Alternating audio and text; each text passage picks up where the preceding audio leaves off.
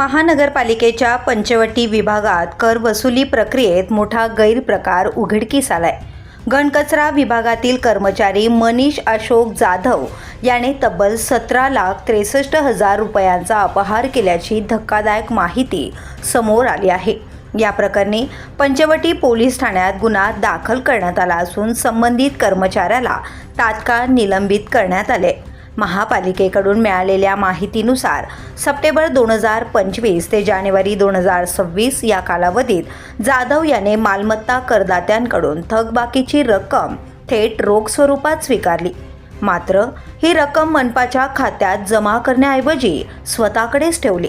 याच दरम्यान विविध भरणा केंद्रांवर स्वतःच्या बँक खात्याचे धनादेश देऊन पावत्या घेतल्याचा प्रकारही उघडकीस आलाय। मात्र या धनादेशांमध्ये पुरेशी रक्कम नसल्याने ते बाउन्स झाल्याचे प्राथमिक चौकशीत स्पष्ट झाले।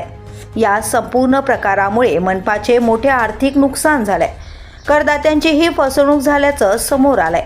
या प्रकरणी सहाय्यक अधीक्षक उदय खैरनार यांनी फिर्याद दाखल केली असून भारतीय दंडविधानाच्या संबंधित कलमांनुसार गुन्हा नोंदवण्यात आलाय। दरम्यान नाशिक मनपा प्रशासनाने पुढील चौकशी सुरू केली असून नागरिकांना महत्त्वाचे आवाहन केले आहे।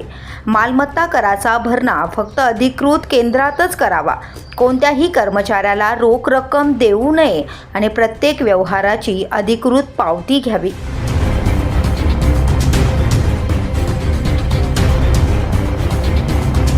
The police news bureau, Nashik.